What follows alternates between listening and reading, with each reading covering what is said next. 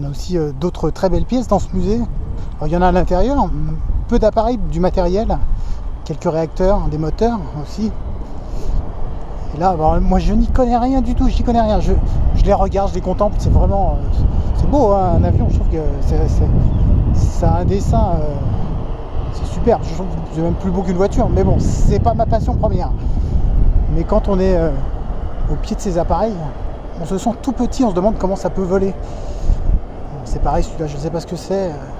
Plus ancien, il est à hélice. C'est beau aussi, hein, avec la grande verrière devant.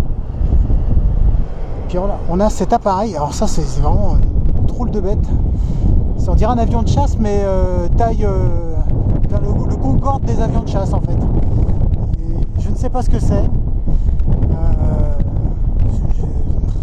De loin, je pensais que c'était un banal avion, mais alors, en fait, de près, on n'en voit pas la fin.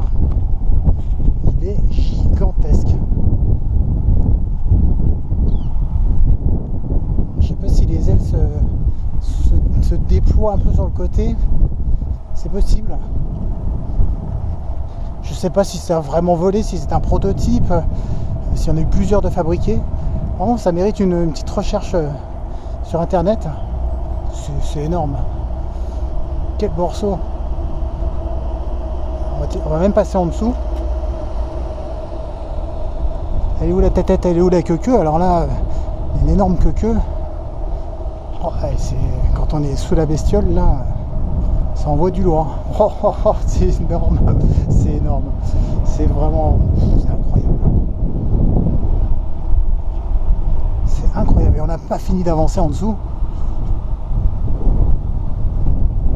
On arrive je sais pas, j'ai aucune idée de vous dire de la taille que ça fait.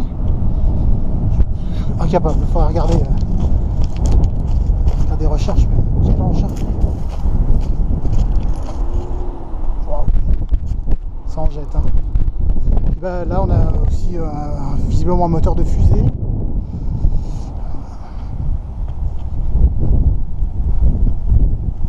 Pareil, hein, vous m'en demandez pas plus. Hein.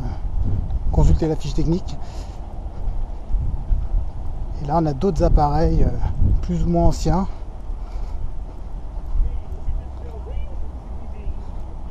Il y a pas mal de choses à voir. C'est un musée qui est plutôt bien fourni, bien présenté. Je leur dis, c'est pas toujours le cas dans ces musées. Quelquefois, il y a des trucs un peu brinque-ballant. Puis c'est pas partout qu'on peut voir aussi un B-52. C'est le deuxième que je vois. Le premier, c'était à Mobile. Et là, à Rapid City.